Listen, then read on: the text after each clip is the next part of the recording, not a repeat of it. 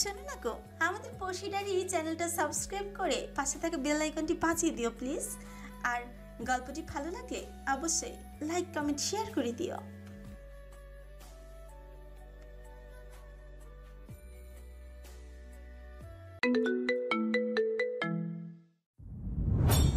চোখ দুটোর তীক্ষ্ণ দৃষ্টি সম্মুখের রাস্তাটাই নজর রাখার পাশাপাশি গাড়ির রেয়ার ভিউ মিররে আটকে রেখেছে নভেল। ফ্রন্ট সিটে বসা ইয়াসিফও ঘটনাটা খেয়াল করেছে। পুরোপুরি নিশ্চিত হতে নিচু গলায় জিজ্ঞেস করলো নভেলকে। ফেউ লাগলো বোধ হয়। শান্ত চোখ দুটো আবারও রেয়ার ভিউ মিররে দেখে নিল নভেল পেছনের গাড়িটাকে। বোধ হয় না, আসলেই লেগে গেছে। মৃদুস্বরে জবাব দিল সে ইয়াসিফকে। কি করবি, খসাবি না? খসানোর দরকার আছে না, মিয়াদার কিরণের হানিমন সেটা মনে আছে। এই জন্যই কি ওদের আলাদাভাবে যাওয়ার ব্যবস্থা করলাম না? ইস্তাম্বুল যাওয়ার আগ পর্যন্ত ওরা আমাদের এই ঝামেলায় জড়াতে পারবে না, পুরোপুরি সেফ থাকবে। ক্যাঙ্গারু দ্বীপে যেতে ওদের কোনো বাধার মুখে পড়তে হবে না। এতক্ষণে মনে হয় জার্ভিস পৌঁছে যাওয়ার কথা। ঝামেলার আশঙ্কা করছিস? করছি আবার করছি না, তবে প্রস্তুতি নিয়ে রাখা ভালো না? সেটা ঠিক। শরণ আর মাবিশাকে জানিয়ে রাখি তাহলে। বিচে পৌঁছানোর পর বলা যাবে। তাছাড়া ফেউটা যে স্যামুয়েলেরই লাগানো সেটা আরও ভালোভাবে কনফার্ম হতে চাইছি। সে ছাড়া আর কে লাগাবে? এর আগে কি তোর পেছনে কাউকে লাগতে দেখেছিস? না, তাও দেখি পথের মধ্যে আটকাতে চাই কিনা। কাজ ঝাঁকালো ইয়াসিফ, পেছন ফিরে জিজ্ঞেস করলো মেয়েদের। তোমরা দুজন চুপচাপ কেন? সিডনি তোমাদের অসন্তুষ্ট করলো নাকি? প্যাসেঞ্জারের সিটে বসা দিদিতি আর মাভিশা ওদের আলোচনার বিষয়বস্তু শোনার প্রয়োজন বোধ করেনি এতক্ষণ। দুজনেই চুপচাপ জানালার বাইরে যে সিডনিকে দেখতে ব্যস্ত ছিল। ইয়াসিফের প্রশ্নে মুচকি হেসে বলল মাভিশা। আমার আর শরণ দুজনেরই ফার্স্ট টাইম অস্ট্রেলিয়া ভ্রমণ, তাই দুজনেই চুপচাপ দেখছি আর এনজয় করছি। দিদিতির দিকে তাকিয়ে ভ্রু নাচালো ইয়াসিফ। কেমন লাগছে বললে না শরণ? জবাবে হাসলো দিদিতিও, কিন্তু হাসিটা কেমন যেন ফ্যাকাশে। ওর মনের ভাব বুঝলো না ইয়াসিফ। কোনো খোঁজা দিল সে নফিলকে জিজ্ঞেস করলো। ঠিকঠাক আছে তো শরণ? ফিজিক্যালি ঠিকই আছে। মেন্টালি কি প্রবলেম? স্যামুয়েল টেলরকে নিয়ে দ্বিধাদ্বন্দ্ব? সঙ্গে মণিকে নিয়েও। মণি জানতো বাংলাদেশে যত বিপত্তিই থাকুক পেটের সন্তান তো, তাও একবারের জন্য মণি যায়নি ওকে খুঁজতে। স্বাভাবিকভাবেই ব্যাপারটা পীড়া দেবে, ওকেও দিচ্ছে। আমি ভেবেছিলাম মাকে পাওয়ার আনন্দে এই ব্যাপারটা ওকে ভাবাবে না। ভাববার মতোই, কিন্তু ভাবা উচিত না। যতই ভাববে ততই কষ্ট হবে। কিন্তু ও অবুঝ না জাত, ভাবনাটা দূর করতে পারবে না সহজে।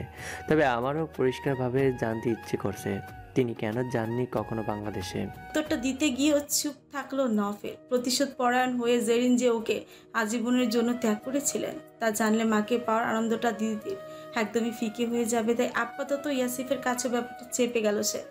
ওদের গাড়িকে দীর্ঘক্ষণ ফলো করতে থাকা গাড়িটা আচমকা পেছন থেকে দ্রুত গতিতে ওদেরকে পার করে সামনে এগিয়ে গেল। কিছুটা সামনে গিয়ে দাঁড়িয়েও পড়লো রাস্তার পাশে। সেটা দেখেই চিন্তিত হয়ে পড়লো দোপায়। রাস্তাটা বেশ নিরিবিল, একপাশে উঁচু পর্বত আর অন্য পাশে সমুদ্র। যেভাবে ওদের পাশ ঘেঁষে গাড়িটা দিদিতি আর মাবিশা ভয় পেয়ে গিয়েছিল এই ভেবে যে একপাশে চাপাতে গিয়ে কিংবা গাড়িটা ধাক্কায় সোজা ওরা নিচে সাগরে পড়বে। 5 দিন হলো ওরা সিডনিতে আছে। কথা ছিল 2 দিন আগে ইস্তাম্বুলের ফ্লাইটে চাপবে নফিল, ইয়াসিফ আর মাবিশা। আর দিদি তাওসিফ কিরণের সাথে এখানেই থেকে যাবে। তবে এই সিদ্ধান্তটা ছিল নফিলের। দিদি আর জেরিন তা মানেনি। জেরিনের কথা অন্তত 5টা দিন থাকতেই হবে নফিল আর ইয়াসিফকে। আর দিদিতি নিজের সিদ্ধান্তে অনড়। ওদের সঙ্গে সেও যাবে ইস্তাম্বুল, যার জন্য মা মেয়ের কথা রাখতে গিয়ে ওরা এখন সিডনিতে। গত 3 দিনে সবাই বাইরে বাইরে ঘুরছে, কিন্তু পিছে এভাবে ফেউ লাগতে দেখেনি, কোনো বিপদের ইঙ্গিতও পায়নি। আজকে হঠাৎ করেই গাড়িটা মাঝ রাস্তা থেকে পিছু নিতে আরম্ভ করলো। দিদিতি আর মাভিশার আশঙ্কা করছে হাইজ্যাকার কোনো দল আছে গাড়িতে, সেই জন্য একটু ভয় ভয় করছে ওদের। তবে যথেষ্ট ঠান্ডা রাখার চেষ্টা করছে মন আর মস্তিষ্ককে, কারণ বিপদে পড়লে তো মোকাবেলা করার জন্য মানসিক শক্তি থাকা প্রয়োজন। কি বলছিস? সামনের গাড়িটাকে ফ্রুকুটি করে তাকিয়ে দেখতে দেখতে জিজ্ঞেস করলো ইয়াসিফ নফিলকে। খারাপ কিছু ঘটবে না আপাতত। কথাটা নফিল বলতে না বলতে গাড়ির প্যাসেঞ্জার সিটে বসা জানালা থেকে স্যুট পরা একটা পুরুষালী হাত বের হলো। এক মুহূর্তের জন্য ইয়াসিফ ভরকে গিয়ে ভেবেই নিয়েছিল হাতে পিস্তল দেখবে। কেবল নফিল বিকারহীন আর আগের মতোই শান্ত রইল। তবে স্টিয়ারিংয়ে ধরা তার হাত শক্ত হয়ে চেপে বসেছিল স্টিয়ারিংয়ের গায়ে। যদিও তার ষষ্ঠেন্দ্রিয় বলছিল খারাপ কিছু ঘটবে না, তবুও পরিস্থিতি বিপরীতে যেতে পারে আর তার জন্য মানসিক প্রস্তুতি নিয়ে ফেলেছিল সে। কিন্তু সত্যি খারাপ কিছু হলো না। গাড়িতে বসে থাকা লোকটা হাতের ইশারায় ওদেরকে নামতে বলছে গাড়ি থেকে। হাইজেকার বা সন্ত্রাস ধরনের কেউ হলে এমন ভদ্রভাবে নামতে বলতো না। ভাবতে বেশি সময় নিল না নফিল। 2 মিনিটে ভেবে গাড়িটাকে ওই গাড়ির পেছনে দাঁড় করালো। ইয়াসিফ পেছনে ঘুরে মেয়েদের আশ্বস্ত করল, ভয় পাবার মতো কিছু হয়নি, গাবরিও না দুজন। প্রায় 6.5 ফুটের মতো এক বিশাল দেহী অস্ট্রেলিয়ান পুরুষ নেমে এলো গাড়ি থেকে। এর তুলনায় টাক মাথাটা তার ছোটই লাগলো। চেহারার নিষ্ঠুর কাঠামো আর শরীরের আয়তন দেখে বোঝাই যাচ্ছে প্রচুর শক্তিধর্ষে। বয়স 35 থেকে 40-এর মাঝে। চোখে কালো সানগ্লাস আর পরনে কালো স্যুট। সাধারণত দেহরক্ষীর মতোই লাগছে তাকে। নফিল গাড়ি থেকে নামতে এগিয়ে এলো সে। আটকে উঠল দিদিতি তাকে নফিলের মুখোমুখি দাঁড়াতে দেখে। তখনই আবার ইয়াসিফও গাড়ি থেকে নেমে দাঁড়ালো, নফিলের পাশে দাঁড়ালো। তা দেখে মনে পড়ে একটু কমলো দিদিতির।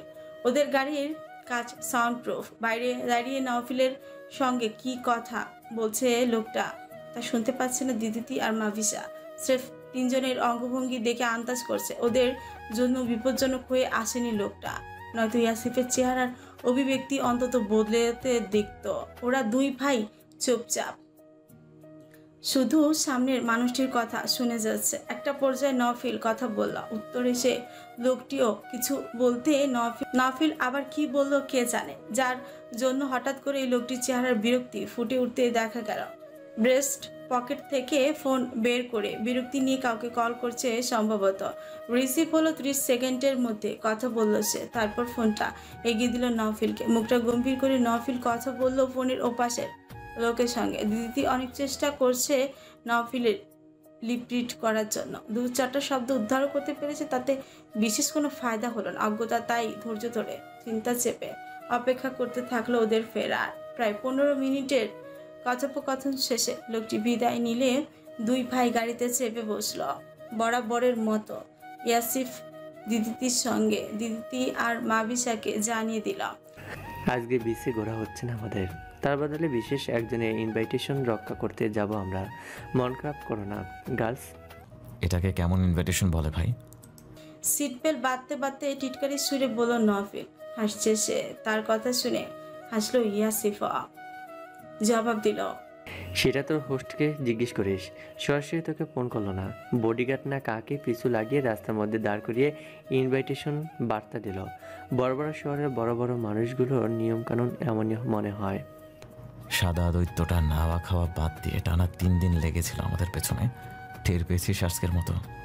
সিরিয়াসলি? আমিও টের পাইনি। আমাদের সবাইকে ভালোভাবে নজরে রেখেছে। তারপর রাতভর স্টাডি করেছে মফিসা আর শরণের ব্যাকগ্রাউন্ড। ওদের দুজনের মাঝে শরণের ডোসিয়ে নিশ্চয়ই সন্দেহজনক লেগেছে। শুধু দোষিয়ে? নিশ্চয়ই এই উইলিয়াম ব্যাটার থেকে স্মরণের ছবিও দেখেছে স্যামুয়েল, তারপরেই এমন সিরিয়াস হয়েছে। কিন্তু আমাদের নিয়ে যাচ্ছেটা কোথায়? উইলিয়াম নামের ওই বিশাল দেহী লোকটা তার গাড়ির পিছু পিছু আসতে বলছে ওদের। এই মুহূর্তে ওদের দিক বদল করেনি ঠিকই, কিন্তু বীজ ছাড়িয়ে গাড়িটা যাচ্ছে আরো বহু দূরে। নফিল ফোনে যার সঙ্গে কথা বলছে তাকেও ও নামে ছেলে, স্যামুয়েল ট্রেলরের একমাত্র ছেলে লিয়াম ট্রেলর। বেশ আন্তরিকতা ছিল ছেলেটার কথাতে, এবং তার কথায় বোঝা গেছে ওর ব্যাপারে লিয়াম বেশ ভালোভাবে অবগত। নিশ্চিন্তে উইলিয়ামের সঙ্গে আসতে বলেছে ওকে, কিন্তু জায়গাটা কোথায় তা বলার প্রয়োজন বোধ করেনি।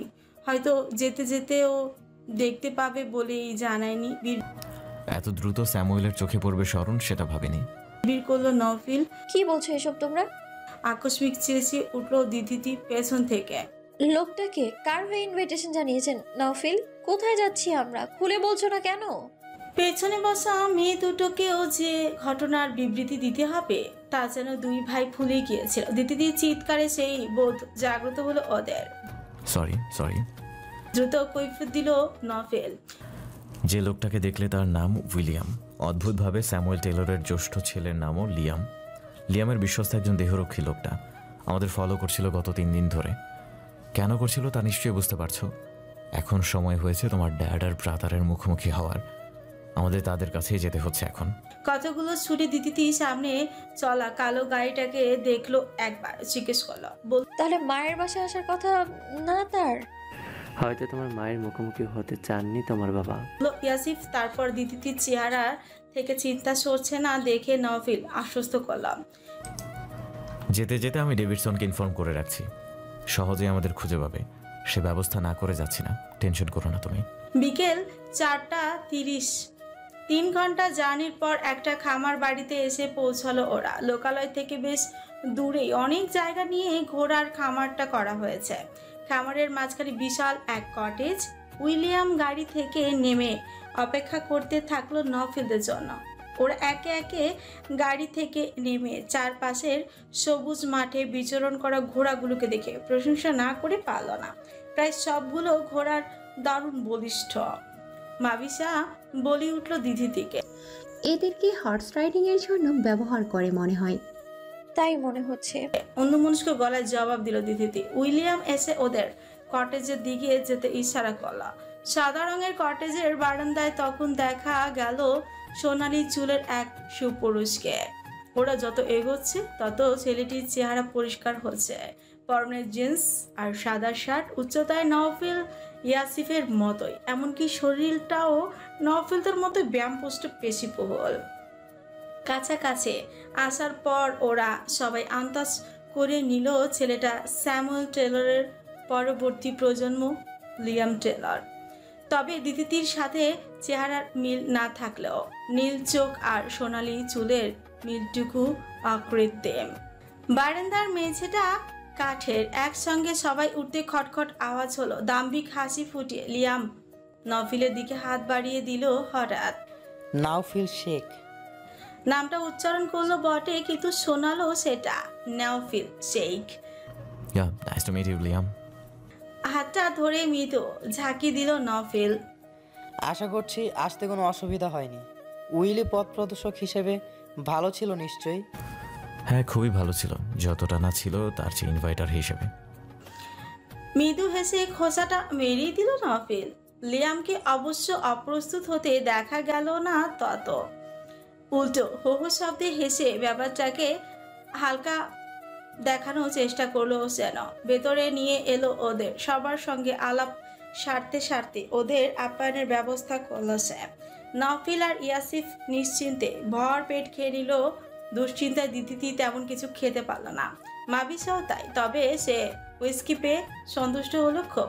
লিয়ামের বয়সটা সহজে অনুমান করতে পারছেন না নভেল। বয়সে দিদির থেকে ছোট হবে, কিন্তু কতটা ছোট? বেশি ভুল আর শরীর আর দীর্ঘ উচ্চতার জন্য তো তাকে নিজের বয়সেই দেখাচ্ছে। আর বেশ কৌতুক করতেও জানে ছেলেটা।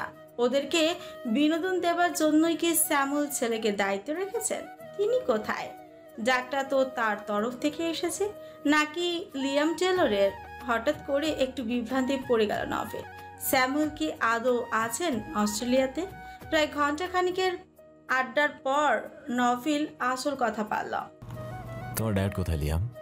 এভাবে আমাকে ডেকে এনে বসানোর বিশেষ কারণটা জানা দরকার। যে হাতে হুইস্কির গ্লাসটায় চুমুক দিতে থাকলো লিয়াম নির্বিকার ভাবে। ওটা শেষ হলে তারপর নভেলের দিকে তাকিয়ে আগের মতোই হাসতে হাসতে বললাম, তোমার কথা কয়েকবার শুনেছি ড্যাডের কাছে। তোমাকে দেখেছিও দূর থেকেই, জেনেছিও দূর থেকেই। এবার মনে হলো তোমাকে কাছ থেকে দেখি, জানি। শুনে ভালো লাগলো। লিয়ামের রহস্যময় সুরের কথাগুলোকে পাত্তা না দিয়ে বলল নভেল, কিন্তু আমি তোমার ডাকে সাড়া দিয়েছি তোমার ড্যাডের কারণে। খারাপ শোনালেও বলতে হচ্ছে, তোমার মতো খুব একটা ইন্টারেস্টেড ছিলাম না তোমার সাথে সাক্ষাতের জন্য। ধপ করে আগুন নেভার মতো লিয়ামের হাসিটা আচমকা উদাও হয়ে গেল। তবে তা কিঞ্চিত সময়ের জন্য। নওফিলের সূক্ষ্ম অপমানটা ন্যানো সেকেন্ডের মাঝে হজম করে বলল, আমার সঙ্গে কাউকে বোরিং পারে এমনটা ভাবতেই পারছি না ম্যান। একটু বেশি আত্মবিশ্বাসী হয়ে পড়েছিলাম মনে হয়। তোমার আত্মবিশ্বাসে কোনো খুঁত নেই ব্রো। সময়টা অবশ্যই উপভোগ করছি আমরা, কিন্তু আমাদের ঘোরাঘুরির প্ল্যানিংটা চেঞ্জ করতে হয়েছে এখানে আসার জন্য। আরও সময় বাড়ালে আজকের পুরো দিনটাই আমাদের সঙ্গীদের নষ্ট হবে। গল্পের ফাঁকে ইয়াসিফ পুরো ঘুরে চোখ বুলিয়ে নিয়েছে। ওদেরকে কোনো ফাঁদে ফেলা হয়েছে এখনো পর্যন্ত এমনটা মনে হয়নি, কিন্তু লিয়াম ছেলেটা ইচ্ছাকৃত সাসপেন্স রেখে কথা বলছে। নাফিলের জন্য খানিকটা তুচ্ছ জ্ঞান প্রকাশ পাচ্ছে তার হাব ভাবে। কেন করছে তাও বুঝতে পারছে না ইয়াসিফ কিছুটা, হয়তো নওফিলের প্রতি অনেকটা হিংসাত্মক মনোভাব থেকে। নিশ্চয়ই বাপের কাছে নওফিলেরকে ঘিরে অনেক প্রশংসা শুনতে হয়েছে, যেটা কোনো সময়ই পছন্দ করেনি সে। নওফিলের চরিত্রের অন্যতম একটা দিক হলো প্রচণ্ড রহস্য করে কথা বলে, সামনের মানুষটির স্নায়ুতে চাপ সৃষ্টি করা অথবা বিরক্ত করে তোলা, পরবর্তীতে মানুষটিকে কোমল আচরণ দিয়ে নিজের প্রতি তাকে আহ্বান হতে বাধ্য করা। দেখা যায় যে উদ্দেশ্যে এই কাজটি করে থাকে ও বেশিরভাগ সময় সে উদ্দেশ্য সফল হয়েছে ওর। ইয়াসিফ নিশ্চিত স্যামুয়েল অবশ্যই নওফিল সম্পর্কে গভীরভাবে পড়াশোনা করেছেন, তাতে নওফিলের মাঝে যে গুণাবলী পেয়েছেন এবং তা তাকে এতটাই সন্তুষ্ট করেছে যে যার কারণে ছেলেকে নিশ্চয়ই সবসময় তেমনটাই হতে বলেছেন। ফলাফল লিয়ামের মাঝে এতে দিনে দিনে নওফিলের জন্য হিংসা বিদ্বেষ সৃষ্টি হয়েছে। কিন্তু স্যামুয়েল কি ছেলেকে এই উপদেশ দেননি মানুষের সাইকোলজি বুঝে তারপর তাকে সেভাবে ট্রিট করতে হয়? নিশ্চয়ই তিনি জেনেছেন নওফিলের সাইকোলজির বোঝার জন্য পড়াশোনাটাও করেছে। তাহলে ছেলেকে কেন পড়াশোনা করাননি, না করেই পাঠিয়ে দিয়েছেন ওদেরকে সামলানোর জন্য? লিয়াম বুঝল নওফিল মোটেও নার্ভাস হচ্ছে না তার আচরণে, বরঞ্চ তাকে অগুরুত্বের সঙ্গে নিচ্ছে সে। ওর সঙ্গীদের মাঝে কেবল নীল চোখের মেয়েটির মধ্যে কিছুটা বিরক্ত আর চিন্তা টের পাওয়া যাচ্ছে। সেদিন ভিডিও কনফারেন্সে এই মেয়েটিকে নিয়ে আলোচনা করতে দেখেছে লিয়াম বাবা আর বাবার বন্ধুদের, কারণ মেয়েটির সঙ্গে বাবার মুখের আদল মিলে যায় খুব। মূলত এর জন্যই নওফিলকে ডেকে আনা, কিন্তু লিয়াম আদতে চাইছে না এই মেয়েটি বহু বছর আগে বাবার হারিয়ে যাওয়া মেয়েটি বলি প্রমাণিত হোক। ওকে ব্রো, বুঝতে পারছি তোমরা আসলেই বিরক্ত হচ্ছ আমার সঙ্গতে। তাহলে একটু বসো, দেখি ড্যাডের হাতের কাজ শেষ হলো কিনা। লিয়ামের শেষের বাক্য পুরো শেষ হতে না হতে তখন কটেজের ব্যাকওয়ার্ড থেকে ভেতরে কাউকে আসতে দেখা গেল। সেদিকে দিতির নজর আটকালো আগে। ওর চোখে মুখে উদ্বিগ্নতা লক্ষ্য করে সবাই তাকালো সেদিকে। মাথায় একটা কাউবয় হ্যাট, পায়ে কালো বুট, সারা বোতাম খুলে রাখা, সেপিয়া রঙের শার্টের নিচে কালো টি শার্ট আর ডেনিম প্যান্ট পরনে পুরুষদের, আর ঠোঁটের ফাঁকে সিগার। বুটের দিকে তাকে বোঝা যাচ্ছে লোকটি এত সময় মাঠেই ছিল। হাঁটতে হাঁটতে পেছনে ঘাস মাটির ছাপ ফেলে আসছে সে মেঝেতে। লিভিং রুম ওদের সকলকে চোখে পড়া মাত্রই সিগারেটটা ঠোঁট থেকে হাতে নিল, মাথার হ্যাটটাও খুলে ফেল। হ্যাটের ছায়া না থাকায় এবার তার মুখটি একদম স্পষ্ট হলো সবার কাছে। কারো আর সন্দেহ নেই তারা অস্ট্রেলিয়ার আন্ডারওয়ার্ল্ডের একজন বড় মাপের মাফিয়ার মুখোমুখি এই মুহূর্তে। Samuel Taylor. নওফিলের সঙ্গে বাকিরাও চমকালো বেশ। সবাই এই মানুষটিকে কল্পনা করেছিল নিশ্চয়ই 65 বছর বয়সের একজন বৃদ্ধ রূপে, কিন্তু বদলে দেখতে পাচ্ছে 45 বছর বয়সী একজন ব্যক্তিকে। এক হাড়া গড়ন, চওড়া কাঁধ, শক্ত চোয়াল, নিষ্ঠুর একজোড়া নীল চোখ, মাথা ভর্তি চুল, হাঁটার ভঙ্গিমাও তাগড়া যুবকদের মতোই। কে বলবে লোকটি লিয়াম দিদির মতো বয়সী দুটো ছেলে মেয়ের বাবা? না, 3টে ছেলে মেয়ের বাবা স্যামুয়েল টেলর। এই দিক থেকে জেরিন ইসলামী বরং পিছিয়ে। নওফিল উঠে দাঁড়াতে বাধ্য হলো, কারণ ওর দিকেই এগিয়ে আসছেন তিনি। বুঝতে পারছে কাছে আসা মাত্রই বুকে জড়িয়ে ধরবেন ওকে, তাই এগিয়ে গেল ও। মুখে প্রশস্ত হাসি টেনে ওকে আলগোছে জড়িয়ে ধরলেন স্যামুয়েল। পিঠে আলতো চাপড় দিতে দিতে ভরাট গলায় বললেন, শেষবার তোমাকে বুকে নিয়েছিলাম যখন তুমি 3 অতিক্রম করেছিলে। কেমন আছো মাইসান? আলহামদুলিল্লাহ। তুমি কেমন আছো টেলর? নফেলকে হঠাৎ ছেড়ে দিয়ে বিস্ময় নিয়ে তাকিয়ে রইলেন স্যামুয়েল। তার চোখে ঝিলিক দিয়ে উঠল, তার হাসলেন আবারও। তোমার মনে আছে আমাকে কি বলে ডাকতে? তোমাকে আমি শেষবার দেখেছি যখন আব্বু আর আম্মুর সঙ্গে দেখা করতে এসেছিলে এয়ারপোর্টে। গড! সত্যি চোখ দুটো যেন বিস্ময়ে কপালে উঠে এলো স্যামুয়েলের। মাইসান, তোমার মনে আছে অন্তত 29 বছর আগের কথা? ও মাই গড, তুমি চিনতে পেরেছিলে আমাকে? তোমার মম অ্যান্ড ড্যাডের সাথে আমিও ছদ্মবেশ নিয়েছিলাম, তাই না? তাহলে চিনেছিলে কিভাবে? তোমার কণ্ঠ তো একই ছিল, তাই না? হাসতে হাসতে জিজ্ঞেস করলো নফিল। নিজের বোকামি বুঝতে পেরে আরও প্রশস্ত হাসি ফোটালেন Samuel. You are truly a genius man. কয়েক সেকেন্ডের জন্য আমি এটাও ভুলে গিয়েছিলাম যে কাদের জিন বহন করছো তুমি, যারা টিকে থাকার সুযোগ পেলে আজ নিশ্চিত কিংবদন্তির উপাধি পেত। বলতে বলতে দিদির সুশ্রী মুখপানে চোখ পড়লো তার। হাসিটাও ধীরে ধীরে বিলীন হতে থাকলো। নফিল আর স্যামুয়েলের পূর্ণ মিলনের মাঝে এত সময় কেউ খেয়ালই করেনি দিদির অভিব্যক্তিগুলো। বাবাকে চিনতে পেরে প্রথমে বাকিদের মতো সেও বিস্মিত হলেও এখন সেই বিস্ময় দূর হয়ে ধীরে ধীরে কেমন যেন এক অদ্ভুত নির্লিপ্ততা বিরাজ করছে ওর চেহারায়। লোকটি ওর বাবা, অথচ বাবা মেয়েটের মাঝে সৃষ্টি হওয়া সেই বিশেষ অনুভূতিটা আসছে না জানি কেন। লোকটি এখনো যথেষ্ট তারুণ্যপূর্ণ বলে কি, নাকি এই লোকটি ওর মায়ের ধর্ষক এবং তার এই অন্যায়ের ভ্রূণ ছিল ও? বাবার এই বিষয়টি মাথা খোঁচাচ্ছে দিদিতে। 4 ঘন্টা আগেও মানসিকভাবে প্রস্তুত ছিল না ও স্যামুয়েলের মুখোমুখি হওয়ার। তারপর যখন বলল নফিল তার কথা, তখন থেকে কেমন এক আচ্ছন্নতা পেয়ে যায় ওর। সেই আচ্ছন্নতা এখানে এসে কেটে গেলেও এই মুহূর্তে যেন আবারও সে ওই ঘুরেই চলে গেছে। এজন্যই হয়তো বাবাকে এত কাছে পেয়েও বিশেষ অনুভূতি বলে কোনো কিছু অনুভব হচ্ছে না।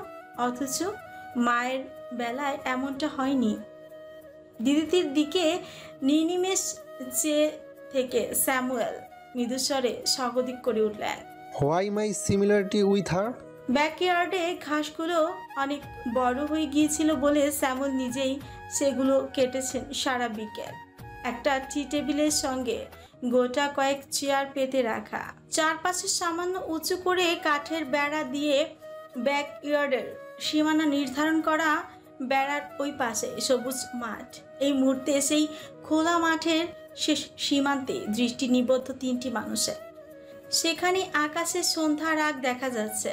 তা দেখতে দেখতে স্যামুয়েল কথা বলে যাচ্ছেন নফিল আর দিদির সঙ্গে। ওদের দুজনেরই মাঝে বসে আছেন তিনি পরাস্ত সৈনিকের মতন। আমি এ জীবনে বহুত খোয়ানো জিনিস ফিরে পেয়েছি, কিন্তু আমার প্রথম সন্তানকে ফিরে পাবো এ আশা করিনি। আমাকে ঋণী করে দিলে মাই বয়। শেষে তার কণ্ঠে কৃতজ্ঞতা ঝরে পড়ল নফিলের জন্য। কেন করেননি? জিজ্ঞেস করে বসলো দিদির চকিতেই। আপনার যে প্রতাপ, তার দ্বারা কি আমায় খুঁজে পাওয়া অসম্ভব ছিল? কথাটা বলে দিদিটি নিজেই চমকালো, রুক্ষ শোনালো নিজের কানেই কথাটার সুর। জন্মদাতার কাছে সে, অথচ চেয়েও পারছেন এক ফোঁটা আবেগের ডাকে সাড়া দিতে। আরও মনে হচ্ছে মানুষটির এই স্নেহ যেন খুব মেকি। দিদির বিকাশ শূন্য অভিব্যক্তি সেই তখন থেকেই। সেখানে আকস্মাৎ আবেগ প্রকাশ পাচ্ছে না দেখে নফিল প্রথমে দুশ্চিন্তায় পড়েছিল। ভেবেছিল একের পর এক চমকগুলো সামলাতে গিয়ে বোধহয় হিমশিম খাচ্ছে ও, যার জন্য স্বাভাবিকতার বদলে অস্বাভাবিকতা, নীরবতা পেয়ে বসেছে। কিন্তু সে সংশয় দূর হলো স্যামুয়েলের যখন ওর পরিচয় শুনে ওকে বুকে টেনে নিলেন। সেই মুহূর্তে দিদির চেহারায় অস্বস্তিটুকু ধরা পড়ে নফিলের চোখে, এবং তাতে বুঝতে পারে বাবাকে নিয়ে ঠিক কেমন অনুভূতি হচ্ছে ওর মাঝে। মেয়ের দিকে ফিরে চাইলেন স্যামুয়েল, নরম গলায় বললেন, তোমার রাগ আর অভিমান খুবই যৌক্তিক সোনা। আপনি ভুল বুঝছেন। আমি দুঃখিত, আমি ঠিক রুডলি বলতে চাইনি। খানিকটা হাসতে চেষ্টা করে বলল দিদিতি। তাহলে আমাকে ড্যাড বলে ডাকছো না কেন? জবাবটা দিতে পারবে না দিদিতি। অধিকন্ত ওর ভেতরের অস্বস্তিটা আরো বাড়বে, সেটা বুঝতে পেরে নফিল বলে উঠল, ওর একটু বিশ্রামের ব্যবস্থা করলে ভালো হতো। আজকের জন্য একদমই মানসিকভাবে প্রস্তুত ছিল না। ওকে একটু সময় দাও টেইলর। হ্যাঁ হ্যাঁ, ঠিকই বলেছ। তারপরও খুব তাড়া দিয়ে স্যামুয়েল ডাকলেন একজন পরিচারককে দিদিটির জন্য বরাদ্দ করা রাখা ঘরটায় ওকে নিয়ে যেতে বলে নফিলকেও বললেন। তুমিও গিয়ে রেস্ট করো, আমরা আবার ডিনারে দেখা করব। না প্লিজ টেইলর, আমি তোমার সঙ্গে কথা বলতে চাই। আমার লেডির কেয়ার নিলেই চলবে। আর তোমার লেডি আমার হারিয়ে আবার ফিরে পাওয়া আদরের সন্তান। যোগ করলেন স্যামুয়েল নফিলের কথার শেষেই। তারপরে দিদিটির দিকে ফিরে ওর কাঁধ জড়িয়ে ধরে চুমু খেলেন ওর মাথার পাশে। আমি তোমাকে পেয়ে বিস্ময় আর আনন্দের দিশেহারা হয়ে গিয়েছিলাম। তিয়া, তোমার বিশ্রাম প্রয়োজন তা মাথাতেই আসেনি। যাও ঘরে গিয়ে ছোট্ট একটা ঘুম দাও। ড্যাড ডিনারে তোমার জন্য অপেক্ষা করবে। মুচকি এসে দিদিটি উঠে দাঁড়ালো। নফিলের দিকে তাকাতে নফিল একবার পলক ফেলে ভরসাপূর্ণ হাসি উপহার দিল ওকে। স্বামী আর জন্মদাতাকে পেছনে ফেলে চলে এলো সে। যে মানসিক দ্বন্দ্ব চলছে আর মনে দ্বিধার ঝড় বইছে, তা থেকে কিছুক্ষণের জন্য এবার পরিত্রাণ মিলবে। আর বাবা নামের এই মানুষটিকে নিয়ে শুরু থেকে এই পর্যন্ত সবটা ভাবার মতো সময়টাও পাবে। ওকে পেছন থেকে অপলক দেখতে দেখতে দীর্ঘশ্বাস ছাড়লেন স্যামুয়েল। অভাবনীয়ভাবে তখনই নফিল প্রকৃত সত্যটা বলল। তুমি তোমার তিয়ার অপেক্ষায় আর ছিলে না টেইলর। বলার পর অনুরোধের আড়ালে নির্দেশ রাখল সে। এই কথাটা আপাতত তোকে বুঝতে দিও না, কেমন? মুহূর্তেই তাকালেন স্যামুয়েল। কপট বিস্ময়ের সঙ্গে বলে উঠলেন, না না, এমনটা বিশ্বাস করো না জান। আমার প্রথম সন্তানও, আমি ওকে সবসময় ভালোবেসেছি। কত বছর পর আমাকে কেউ জান বলে ডাকলো। নস্টালজিক হয়ে উঠতে চাইল যেন নফিল। বিষণ্ণ হাসলো তার পরই। Thank you so much man. তোমার সঙ্গে দেখা না করলেও তোমাকে আমি ভুলিনি কখনো। নফিলের কাঁধ জড়িয়ে স্যামুয়েল সান্ত্বনার সঙ্গে বললেন, হ্যাঁ, সেটা তোমার সঙ্গে দেখা হওয়ার পর বুঝতে পেরেছি। কথাটা নফিলের বাঁকা ছিল, তা স্যামুয়েল বুঝলো কিনা কে জানে। তিনি আগের প্রসঙ্গে ফিরলেন, দ্রুত জিজ্ঞেস করলেন, তুমি আমাকে অবিশ্বাস করছো জান? লিয়াম কতদিনের ছোট স্মরণের থেকে? 2 বছর। কেন জিজ্ঞেস করছো? আর লিয়ামের বোন? লিনা তিয়ার থেকে 3-3.5 বছরের ছোট হবে হয়তো। শরণকে হারানোর 2 বছরের ব্যবধানে তুমি আবার বাবা হওয়ার আনন্দ পেয়েছো, তবে শরণকে ভুলতে পারোনি তখনও। তারপর হঠাৎ করেই তোমার মনস্কামনা পূর্ণ হলো, পুনরায় মেয়ের বাবা হলে। এতটুকু বলার পর ও গম্ভীর হয়ে উঠল। স্যামুয়েল কিছু বলার জন্য মুখ খুলেছিলেন, সেই সময় নফিল কথা রাশ টেনে ধরল আবার। লিনায় আস্তে আস্তে তোমার হৃদয়ে শরণের জায়গা করে নেয়া 2 ছেলে মেয়ে আর নিজের কর্ম নিয়ে খুব ব্যস্ত হয়ে উঠলে তুমি। সেই ফাঁকে ধীরে ধীরে ভুলতে থাকলে তোমার প্রথম সন্তানকে। আর এই জন্যই বাংলাদেশ গিয়ে সেই সন্তানকে খুঁজে বের করার সময় আর আগ্রহ কোনোটাই হয়নি তোমার। স্তম্ভিত হয়ে তাকিলেন স্যামুয়েল। নফিলের চোখে মুখের কাঠিন্যতা দেখে আর কোনো কথা বললেন না, কপটতার আশ্রয়ও নিলেন না। অনেকটা সময় নীরবতা কাটলো তাদের মাঝে। পশ্চিমের আকাশে অস্তরাক মুছে গিয়ে এখন আধার ঘনাচ্ছে সেখানে। পাকালির কিচিরমিচির থেমে হারিয়ে যাচ্ছে একটা সময়। স্যামুয়েল মৌনতা কাটিয়ে ক্ষীণ গলায় বলে উঠলেন, এটাই কি বাস্তবতা না জান? এই নিষ্ঠুর বাস্তবতাটা বুঝতে এত দেরি করলাম কি করে? এতগুলো বছর যে জেরে নিসলাম নয়, আমি নজরবন্দি থাকতাম, এই সহজ হিসাবটা কষতে পারলাম না আমি। জবাবটা মুখে নয়, বিস্ময় বিমূঢ় হয়ে আপন মনেই ভাবল নফেল। সময়, পরিবেশ, পরিস্থিতি আমাদের নিয়ন্ত্রণ করে নেয়। তখন বর্তমানকে আমাদের মানিয়ে নিতে হয়, মেনে নিতে হয় পিছনের সময়কে ভুলে। বাবার কাছে অতীত আর সন্তান কি করে এক হয়? প্রশ্নটা মনে এলেও মুখে উচ্চারণ করলো না নফেল। নীরবতাই নীরবই থাকলো। হিসাব মেলাতে ব্যস্ত সে এখনো। এই যে অস্ট্রেলিয়ায় এসে সে দেখতে পেত, বুঝতে পারত ভদ্রবেশে কিছু মানুষ যে ইসলামের বাড়ির উপর নজর রাখছে সব সময়। ওই বাড়ির থেকে কে কখন কোথায় বের হয় সেই সবও নজরের বাইরে রাখছে না লোকগুলো। এই বিষয়গুলো তবে তার সাথে সম্পর্কিত ছিল এতদিন, কিন্তু কেন? সেটার উত্তর বোধ হয় পেয়ে যাচ্ছে সে। টেলর, ভারী কণ্ঠটা আরো ভারী শোনাচ্ছে নফিলের। শূন্য চেয়ে বলল সে, আমি যতবার অস্ট্রেলিয়াতে এসেছি, যতদিন থেকেছি, যেখানে যেখানে থেকেছি গিয়েছি সবটাই তোমার নখদর্পণে ছিল এতকাল। এটা কি ভালো করেছো? কি হাসলো স্যামুয়েল। তুমি কাদের সন্তান তাদের পরিচয় কি যথেষ্ট নয় তোমাকে খেয়ালে খেয়ালে রাখা? ভালো বলেছো, স্যামুয়েলের দিকে ফিরে হাসলো নফিলা। কিন্তু খেয়াল রাখার স্টক করার মধ্যে আভিধানিক যে পার্থক্যটা রয়েছে সেটা আমার আব্বুর সব থেকে নিকটতম বন্ধু অবশ্যই জানে।